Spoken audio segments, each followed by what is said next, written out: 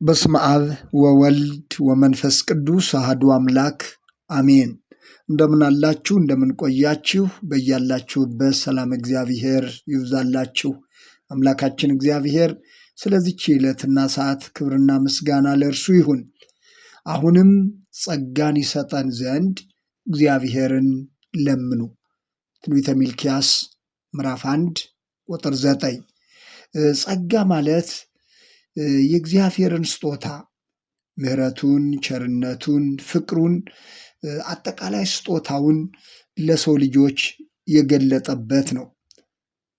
አሁንም ጸጋው እንዲበዛልን መለመን እንደሚያስፈልግ በነቢዩ የተነገረውን ሰምተናል።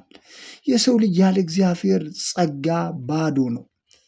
ባዶነትን ሙሉ የሚያደርግ ደግሞ እርሱ በጸጋው ነው። ባዶ የነበረችውን ምድር በጸጋው ሙሉ እንዳደረጋት የእግዚአብሔር ቃል ይናገራል። ምድርም ባዶ ነበረች፣ አንዳችም አልነበረባትም ይላል ኦሪት ዘፍጥረት ምዕራፍ 1 ቁጥር 2 ላይ።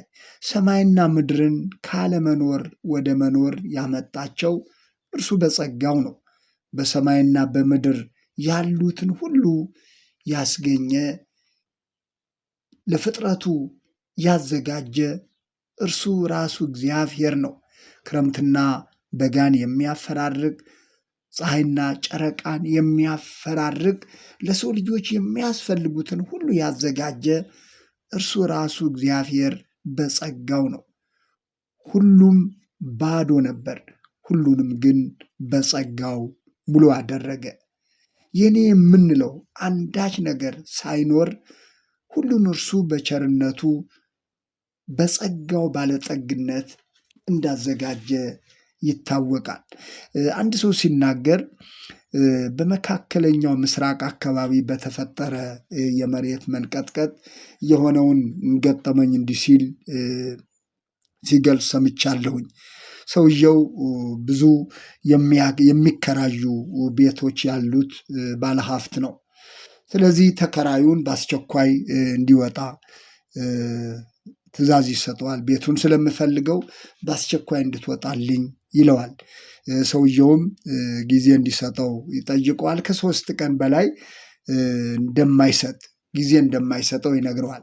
3ቱ ቀን ሳያልቅ ግን የመሬት መንቀጥቀጡ ተፈጠረ። ብዙ ንብረት፣ ብዙ ሕይወት ወደመ እና ሁለቱ ሰዎች አከራይና ተከራይ በአንድ መጠለያ ጣቢያ በአንድ ድንኳን እንደተገናኙ ሰውየው ሲናገር ሰምቻለሁኝ። እንግዲህ ይህንን እንደ ምሳሌ አነሳሁት እንጂ ሁሉም ከእግዚአብሔር የሆነ ስጦታ እንደሆነ ይታወቃል። ሁሉም በቸርነቱ በስጦታው የተገኘ እንጂ ሰው በራሱ የኔ የሚለው እንደሌለ ሲኖረን የኛ የሚመስለን ሁሉ የኛ እንዳልሆነ በእንዲህ አይነት ሁኔታ ሲወሰድ ሁሉንም የተቀበልነው በስጦታው የተገኘ በቸርነቱ የተገኘ በጸጋው የተገኘ እንጂ ሰው የራሱ እንዳልሆነ የምንገነዘብባቸው በርካታ ነገሮች አሉ። ከራሳችን ከሕይወታችን ጀምሮ አለኝ የምንለው ሁሉ የኛ እንዳልሆነ የምናውቀው፣ ሁሉም በእግዚአብሔር ስጦታ እንደሆነ የምናውቀው ያለን ነገር ሲጎድልብን ነው። ከመንፈሳዊ ሕይወት ረገድም አንጻር የምንኖረው አለኝ የምንለው ሁሉ በእግዚአብሔር ጸጋ ነው። ሁሉን ይሁን በማለት በቃሉ የፈጠረ ጌታ ጸጋንና እውነትን ተመልቶ በእኛ እንዳደረ የእግዚአብሔር ቃል ይናገራል። ይህን ሁሉ በጸጋው ሆነልን። በኢየሱስ ክርስቶስ ለእኛ ባለው ቸርነት ከሁሉ የሚበልጠውን የጸጋውን ባለጠግነት ያሳይ ዘንድ ይላል ሐዋርያው ጳውሎስ በኤፌሶን መልእክቱ ምዕራፍ 2 ቁጥር 6 ላይ። ሁሉንም ነገር የሆነልን እርሱ በጸጋው ባለጠግነት እንደሆነ ቃሉ ያስተምረናል።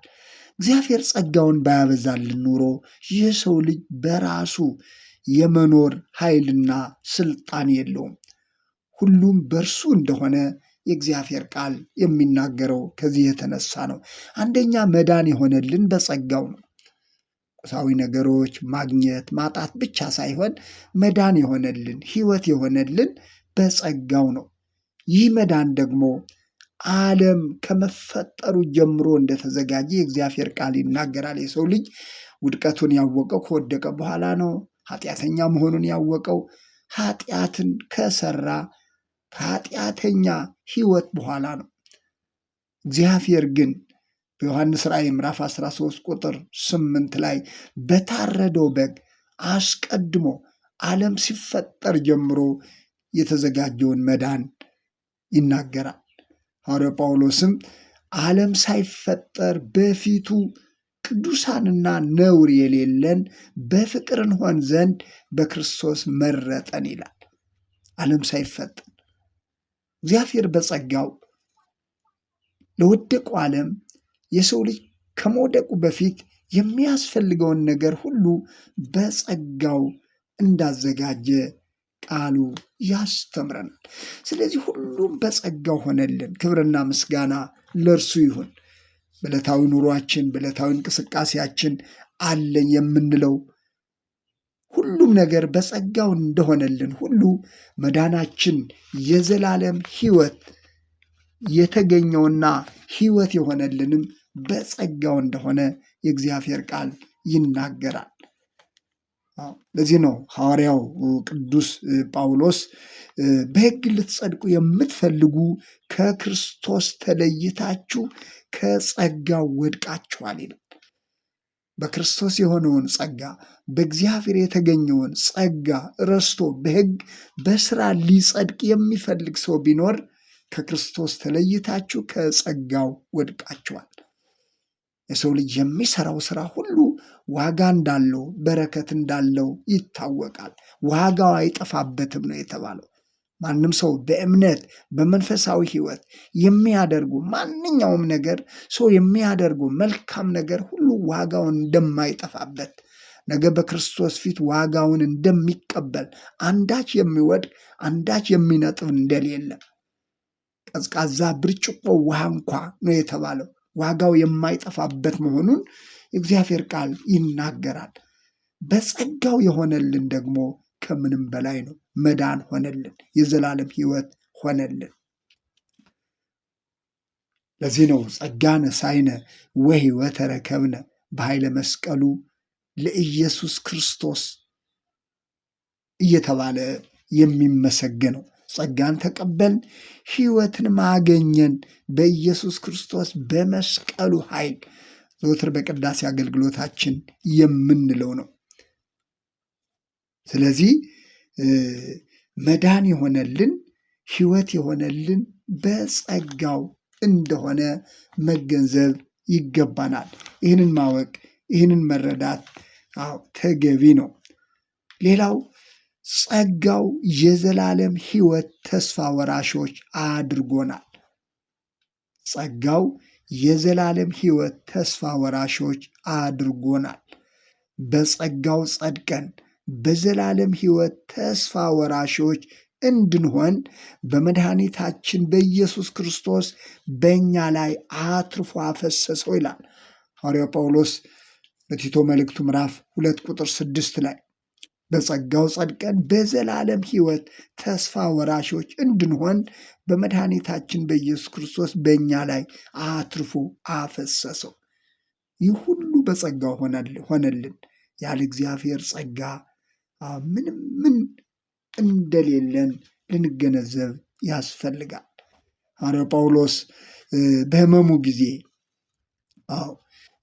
የሚወጋው በሽታ ባገኘው ጊዜ ስለዚህ ነገር ከኔ ይለይ ዘንድ ከኔ እንዲለይ 3 ጊዜ ጌታን ለመንሁ ይላል። ይህ ሕመም ከኔ እንዲለይ 3 ጊዜ ጌታን ለመንሁ። የጌታ መልስ ግን ጸጋዬ ይበቃሃል፣ ኃይሌ በድካምህ ይፈጸማልና የሚል ነበር። ጸጋዬ ይበቃሃል፣ ኃይሌ በድካምህ ይፈጸማልና 2ኛ ቆሮንቶስ ምዕራፍ 12 ቁጥር 8 እና 9 ላይ ኃይሌ በድካምህ ይፈጸማልና ጸጋዬ ይበቃሃል።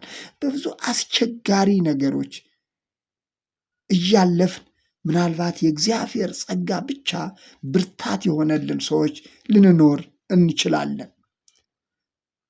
ከኛ ይልቅ ከኛ ችግር ይልቅ ከኛ ጉድለት ይልቅ የእግዚአብሔር ጸጋ በስቶልን በሕመም በማጣት በሌሎችም በርካታ ፈተናዎች ውስጥ እያለፍን በእግዚአብሔር ጸጋና ምሕረት ብቻ የምንኖር ብዙ ሰዎች ልንኖር እንችላለን። ስለዚህ አሁንም ጸጋ ይብዛልን በማለት ነቢዩ እንደተናገረው አሁንም ጸጋን ይሰጠን ዘንድ እግዚአብሔርን ለምኑ እንዳለው የእግዚአብሔር ጸጋ እንዲበዛልን የእግዚአብሔር ጸጋ ብርታታችን ስለሆነ የእግዚአብሔር ጸጋ በድካማችን ጊዜ በችግራችን ጊዜ ሐዋርያው ጳውሎስ እንዳለው በሕመምም ጊዜ ሁሉ የእግዚአብሔር ጸጋ ከምንም የሚበልጥ ከምንም የሚልቅ ስለሆነ የእግዚአብሔርን ጸጋ አብዝቶ መለመን የእግዚአብሔርን ጸጋ አብዝቶ መጠየቅ ይገባል ማለት ነው። ምክንያቱም የእግዚአብሔር ጸጋ ከሁኔታዎች ሁሉ በላይ ስለሆነ የእግዚአብሔር ጸጋ ከችግሮቻችን ሁሉ በላይ ስለሆነ ያለ እግዚአብሔር ጸጋ ምንም እንደሌለ ተረድተን ጸጋው በሁሉም ነገሮቻችን ሁሉ የሚልቀው የእግዚአብሔር ስጦታ ስለሆነ ጸጋውን አብዝተን ልንለምን ያስፈልጋል። አሁንም አለ ነቢዩ ጸጋን ይሰጠን ዘንድ እግዚአብሔርን ለምኑ።